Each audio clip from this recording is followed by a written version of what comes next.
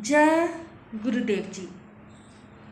आज हम आपको कुछ वास्तु टिप दे रहे हैं कि पूजा घर कौन सी दिशा में बनाना चाहिए, जिससे आप जो भी पूजा पाठ करते हैं, जाप करते हैं, उसका फल आपको फलीभूत हो।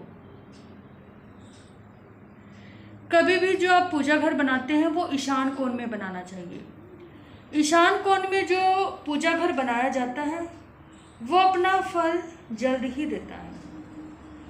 यदि आप ईशान कोण में पूजा घर नहीं बना पाते तो आप उत्तर दिशा, पूर्व दिशा, पश्चिम दिशा में भी अपना पूजा घर बना सकते हैं, लेकिन दक्षिण दिशा में कभी भी अपना पूजा घर नहीं बनाना चाहिए। पूजा घर को कभी भी शयन कक्ष में नहीं बनाना चाहिए, क्योंकि शयन कक्ष पर शुक्र ग्रह का प्रभाव अधिक होता है और पूजा घर का जो स्वामी है वो गुरु है। गुरु शांत प्रकृति के होते हैं और शुक्र दानव प्रकृति के होते हैं। जो शयन कक्ष है वहाँ पर बहुत ज़्यादा भोग विलास की सामग्री रहती है, इसलिए वहाँ पर पूजा घर बनाने से पूजा का फल नहीं मिलता। तो आप कहेंगे कि कई बार घरों में थोड़ी थोड़ी जगह होती है, पूजा घर अलग से कैसे बनाएं? यदि आपको मजबूरी सोने के कमरे में ही पूजा घर बनाना पड़ रहा है तो आपको चाहिए कि आप एक अलमारी लें, अलमारी में पूजा घर बनाएं, फिर उसके ऊपर पर्दा करके रखें। जब आपने पूजा करनी है तभी वो पर्दा हटाएं और पूजा करें। उसके बाद दोबारा जब आप वहाँ से बाहर आओ तो उसे पर्दे से ढक दो। ऐसा करने से आप शयन कक्ष में भी पूजा घर का इस्तेमाल कर सकते हो। दूसरी बात है, पूजा घर को कभी भी रसोई के साथ नहीं बनाना चाहिए। कई लोग क्या करते हैं, बहनें विशेषकर सोचती हैं सुबह सुबह उठते हैं, बच्चों का टिफ़िन पैक करना है, खाना बनाना है, रसोई बनाने की जल्दी रहती है तो एक दो प्रतिमाएं रसोई में ही रख लेती हैं। रसोई में कभी भी कोई प्रतिमा नहीं रखनी चाहिए,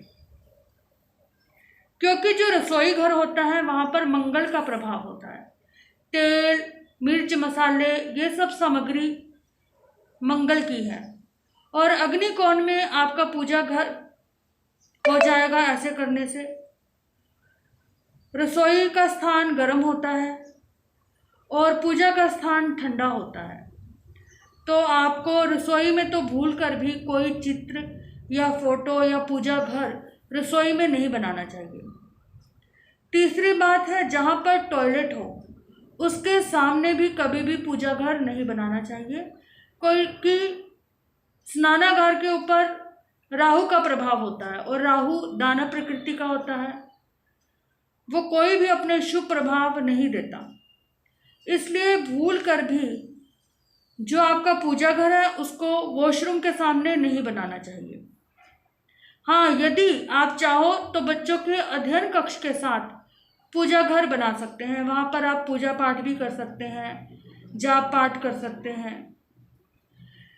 और यदि आप पूजा घर के अंदर प्रतिमाएं रखनी चाहते हैं तो आपको किस तरह की प्रतिमाएं वहाँ पर रखनी चाहिए?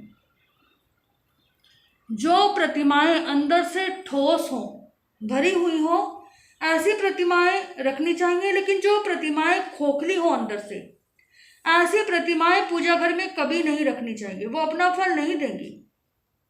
मिट्टी की प्रतिमाएं, तांबे की प्रतिमाएं, सोने चांदी की प्रतिमाएं आप रख सकते हो, लेकिन पोलर की प्रतिमाएं कभी भी नहीं रखनी चाहिए, क्योंकि वो अंदर से खोखली होती हैं। और प्रतिमाओं का जो आकार है वो 9 इंच का होना चाहिए। 9 इंच से बड़ी प्रतिमाएं अपने पूजा घर में नहीं रखनी चाहिए। जो आपके मंदिर में प्रतिमाएं हैं, आपको कोशिश करना चाहिए कि प्रतिमाओं का बैठी हुई प्रतिमाएं हो, खड़ी हुई प्रतिमाएं नहीं हो। यदि एक आधी प्रतिमाएं खड़ी हुई हैं तो बात अलग है, लेकिन कोशिश करके ऐसी ही प्रतिमाएं आगे से खरीदें जो बैठी हुई हों। आप अपने पूजा घर में यदि गणपति जी की प्रतिमा रखते हो, जो गणपति जी होते हैं उन्हें अपने माता पिता को देखना बहुत अच्छा लगता है, इसलिए गणपति जी की प्रतिमा आप दक्षिण दिशा में रख सकते हो, जिससे वो अपने माता पिता यानी कि जो ईशान कोण में विराजित होते हैं उनको देख सकें। अपने पूजा घर में इस तरह से गणेश जी की प्रतिमा रखें कि वो दक्षिण दिशा में आ जाए। पूजा घर तो ईशान कोण में ही बनाना है, लेकिन ईशान कोण में भी दक्षिण दिशा में, जो दक्षिण की तरफ दिशा बैठेगी उस दिशा में आप गणपति जी को स्थापित कर सकते हैं। लक्ष्मी जी की यदि आप प्रतिमा अपने पूजा घर में रखते हैं तो उसे उत्तर दिशा की तरफ रखना चाहिए कि उसका मुख उत्तर दिशा की तरफ हो, क्योंकि लक्ष्मी जी को उत्तर दिशा बहुत पसंद है। और आपको चाहिए कि जो लक्ष्मी जी का आसन है वो कमल का हो, क्योंकि उन्हें कमल बहुत प्रिय होते हैं। और माँ सरस्वती का चित्र या प्रतिमा आप रखना चाहते हो तो उसे पश्चिम दिशा की तरफ बिठाना चाहिए, वहाँ पर उन्हें स्थापित करना चाहिए, वो बहुत जल्दी अपना फल देने लगती हैं। तो यदि आप इस तरह से अपने पूजा घर को बनाते हैं या वहाँ पर पूजा आदि करते हैं तो आपको बहुत जल्दी ही पूजा पाठ का फल मिलने लग जाएगा। पूजा घर में हवन कुंड आग्नेय कोण की तरफ बनाना चाहिए और हवन करते हुए जो मुख है वो पूर्व दिशा में होना चाहिए। यदि आप इस तरह से पूजा पाठ करते हो, हवन करते हो, या यदि आप जैन हो तो नवकार मंत्र का पाठ करते हो, सामायिक करते हो, तो आप यदि ईशान कोण में पूजा पाठ करेंगे तो आपको जल्दी ही पूजा का फल मिलना लग जाएगा। पूजा घर में गंदगी कभी भी नहीं बिखेर के रखनी चाहिए। पूजा घर में सफाई हमेशा बनाकर रखनी चाहिए। यदि पूजा घर के अंदर साफ सुथरा होगा, सफाई रहेगी, तो आपको पाठ जाप करने में मन लगेगा, सुख शांति मिलेगी। आप देखते हो कि मंदिरों में जाकर जब आप पाठ करते हो तो आपको बहुत शांति मिलती है, मन शांत हो जाता है। क्यों? क्योंकि वहाँ पर विशेष सफाई का ध्यान रखा जाता है। अपने पूजा घर में कभी भी प्रतिमाओं की प्राण प्रतिष्ठा नहीं करवानी चाहिए। और यदि पूजा घर में आपने प्रतिमाएं रखी हुई हैं तो सुबह शाम जाकर उनकी पूजा अर्चना करें, वहाँ पर माला करें, पाठ जाप करें, तो वे प्रतिमाएं आपको जल्द ही फल देंगी। पूजा के प्रयोग में तांबे, पीतल, मिट्टी के बर्तनों का प्रयोग शुभ माना जाता है, लेकिन पूजा घर में कभी भी लोहे के बर्तनों का प्रयोग नहीं करना चाहिए। पूजा घर में जो फर्श है वो सफ़ेद संगमर का उत्तम माना गया है, वहाँ पर काले रंग का फर्श नहीं लगवाना चाहिए। दीवारों के जो रंग है वो सफ़ेद हो, हल्का पीला हो, हल्का नीला हो। और पूजा घर में जो खिड़कियाँ हैं वो उत्तर दिशा की ओर अच्छी मानी जाती है।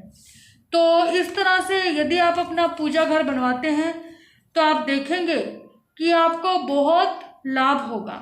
बस इतना कहते हुए एक बात और विशेष कहूँगी कि यदि आपके पास कोई भी पूजा की सामग्री है, जैसे देवी देवताओं के छोटे छोटे चित्र होते हैं, कई संत महात्मा आपको दे देते हैं, तो उसे कभी भी अपनी अलमारी के दराजों के अंदर ना रखें।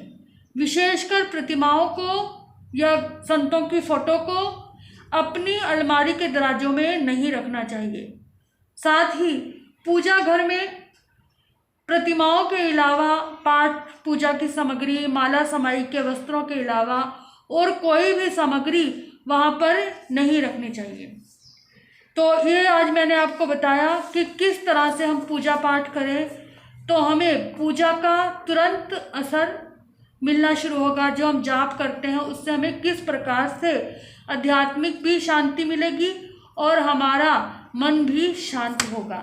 जय गुरुदेव जी।